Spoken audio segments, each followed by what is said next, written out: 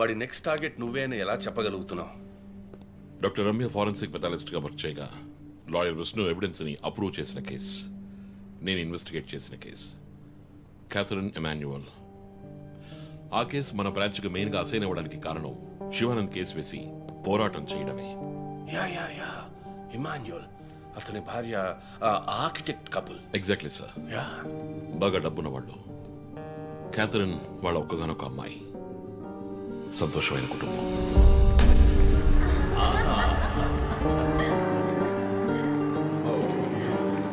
Oh my God!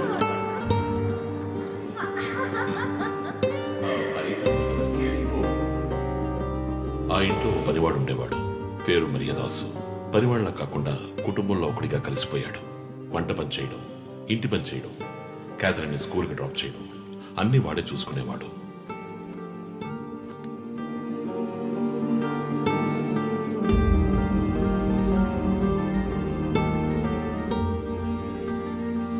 Mommy! Look what I want. Good, good. I have to go. Bye. Good show, Kathy. Keep it up. Good. బాగా బిజీగా ఉన్న parents దగ్గర దక్కని ప్రేమ, అభిమానం క్యాథరిన్కి మరియదాస్ దగ్గర దక్కాయి.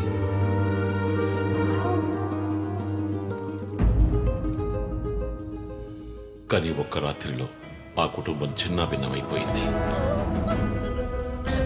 Catherine హత్యకు గురైంది. మరియదాసు పరారయ్యాడు. ఇంట్లో ఉన్న డబ్బు, నగలు దొంగిలించబడ్డాయి. పోలీసులు మరియదాసుని సస్పెక్ట్ గా డిక్లేర్ చేసి కేసు ఫైల్ చేశారు. వారం అయినప్పటికీ మరియదాస్ ఆచూకీ తెలియనందువల్ల విక్టిమ్ ని పూడ్చిపెట్టి కేసు క్లోజ్ చేశారు. 2 వారాలు అంతా సర్దుమణిగింది. కానీ ఈ కేసులో ఏదో మర్మం ఉంది, నిజమైన హంతకుడిని కనిపెట్టలేదు అని మీడియాలో వార్తలు ప్రసారం అయ్యాయి. ప్రజలు ధర్నాలు చేశారు. మరియదాస్ కుటుంబం శివానందని మీట్ అయ్యి రిక్వెస్ట్ చేసినందువల్ల హైకోర్టులో ప్రజా ప్రయోజన వ్యాజ్యం వేసి కేసుని రీఓపెన్ చేయించారు. హైకోర్టు ఆర్డర్తో ఒక స్పెషల్ ఇన్వెస్టిగేషన్ టీం నా నాయకత్వంలో ఏర్పాటైంది. నేను క్యాథరిన్ బాడీని ఎగ్జ్యూమ్ చేసి రీపోస్ట్ మార్టంకి ఆర్డర్ చేశాను. కానీ కేసు సాల్వ్ చేయడానికి ముఖ్యమైన ఎవిడెన్స్ అయిన మర్డర్ వెపన్ మాకు దొరకలేదు. ఒకరోజు I got the breakthrough. Hello. How are you? Fine. తీసుకోండి. No thanks. Can I go? Yeah, sure.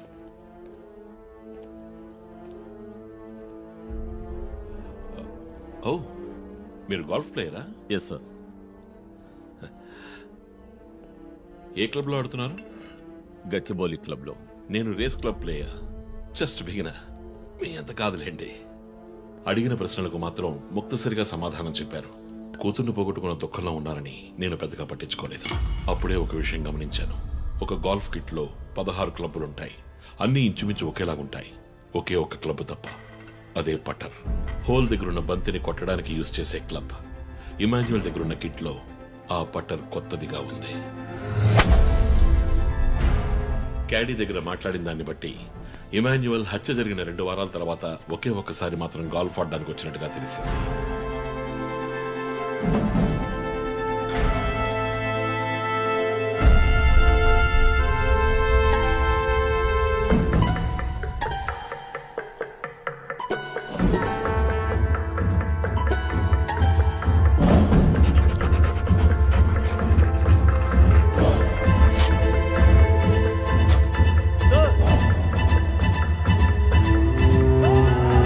అనుమానం వచ్చిన చోట తవ్వగా దొరికిన గోల్ఫ్ పట్టర్ మేక్, ఫింగర్ ప్రింట్స్ బట్టి చూస్తే అవి ఇమాన్యుయల్ కి చెందిన మిస్సింగ్ పట్టర్ గా తేలింది. ఫోరెన్సిక్ ల్యాబ్ ఎగ్జామినేషన్ లో మేము వెతుకుతున్న మర్డర్ వెపన్ అదేనని నిర్ధారణ అయింది. డిఎన్ఏ రిపోర్ట్ లో 2 ముఖ్యమైన ఆధారాలు దొరికాయి. ఫస్ట్, క్రైమ్ స్పాట్ లో క్యాథరిన్ మాత్రమే కాదు, మరియదాసు రక్తం కూడా ఉంది. సెకండ్లీ, దొరికిన గోల్ఫ్ పట్టర్ మీద ఉన్న బ్లడ్ ట్రేసెస్ మరియదాసువి. సో మరియదాసు మిస్ కాలేదు, మర్డర్ చేయబడ్డాడని కనిపెట్టాను.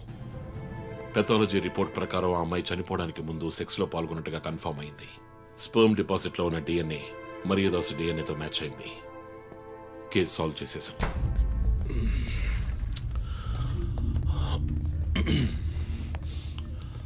పోస్ట్ మార్టం రిపోర్ట్ ప్రకారం మరియదాసే ముందు చనిపోయాడు. ఆ తర్వాతే మీ అమ్మాయి. మీ ఇంటి సీసీటీవీ ఫుటేజ్ పరిశీలించి చూడగా అనుమానాస్పదంగా ఎవరూ లోపలికి రాలేదు. కానీ ముఖ్యంగా మరియదాసు డెడ్ బాడీ మీ ఫామ్ హౌస్లో దొరికింది. పార్టీ క్యాన్సిల్ అయితే ముందే చెప్పకర్లా? Big waste of time. ఛ! కొత్త కార్లో టెస్ట్ డ్రైవ్ వెళ్ళామనుకుంటే పోలా. ఆ,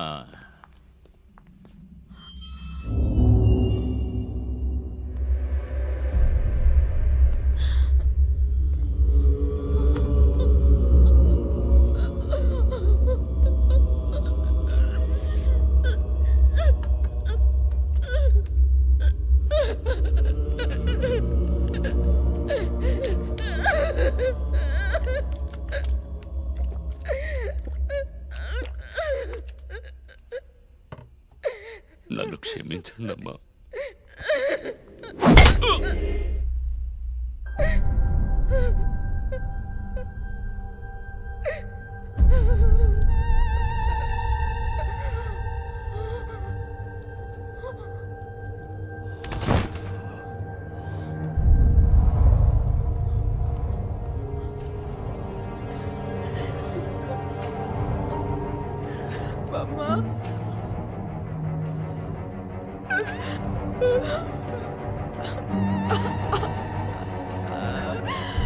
Why did you do this, Papa? Why?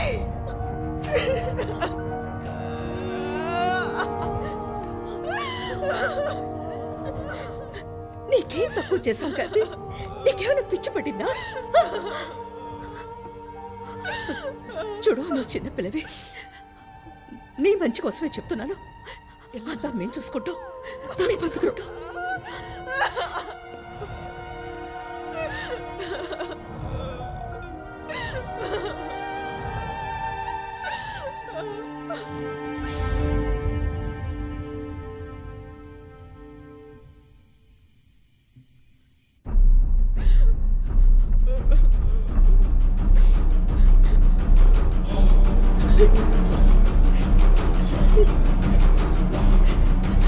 I'm gonna call the police. వద్దు. Mom, please leave me. వద్దు. Do something. Stop her. Kathy, Do పోలీసులు something. చెప్పొద్దు. Stop her. I told you to stop.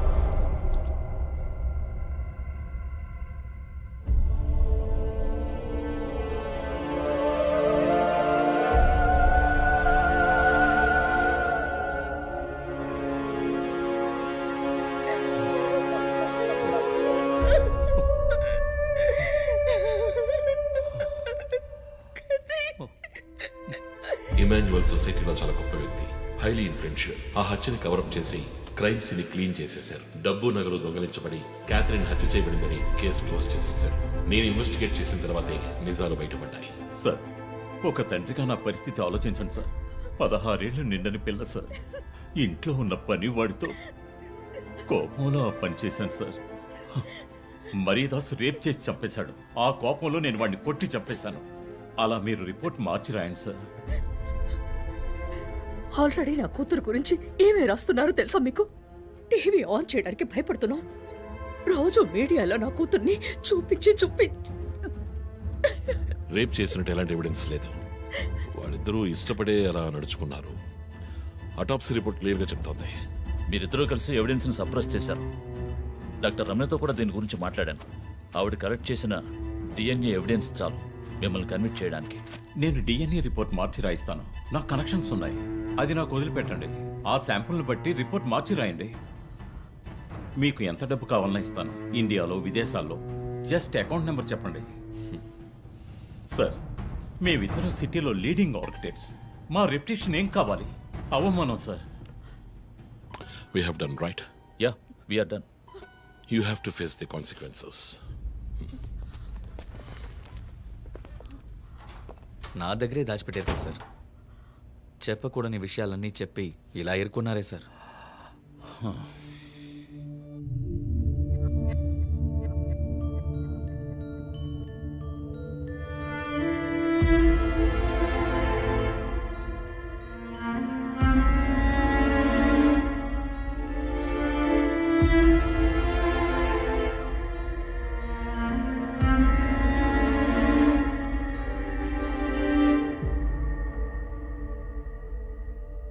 Catherine వయస్సు మనల్ని అర్థం చేసుకోలేదు.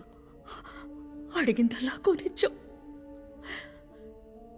డబ్బు ఖర్చు చేసామే కానీ కొంచెం టైము ఖర్చు చేసి ఉండాల్సింది.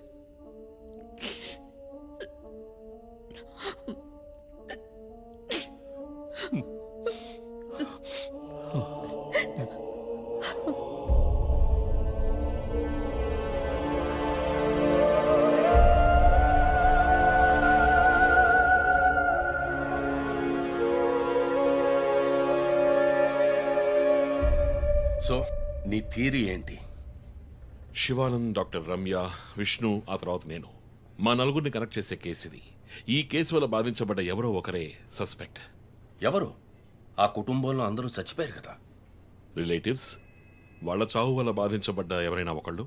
వాళ్ళు చచ్చిపోయి 3 ఏళ్ళు అయింది. ఇన్నాళ్ళు లేనిది ఇప్పుడు ఎందుకు జరుగుతోంది? I'm not convinced. Sir, investigation చేస్తేనే కదా sir. Ranjith, I'm sorry, I have to do this. ఇక నుంచి ఈ కేసు నేను తీసుకుంటున్నాను. మీరిద్దరూ నాకు రిపోర్ట్ చేయండి. Sir please sir. నువ్వు పర్సనల్ గా ఇన్వాల్వ్ అయ్యావు. నీ జడ్జ్మెంట్ సరిగ్గా ఉండదు. నీకు పార్కిన్సన్స్ ఉందని నా దగ్గర దాచడమే తప్పు. ఆ రోజు ఏమైనా అయి ఉంటే? సార్, నేను ఇన్వెస్టిగేషన్లో ఉండి తీరాలి సార్. ఉంటావు, కానీ ఫీల్డ్ వర్క్ లో కాదు. Vandana, I'm ready to meet the press.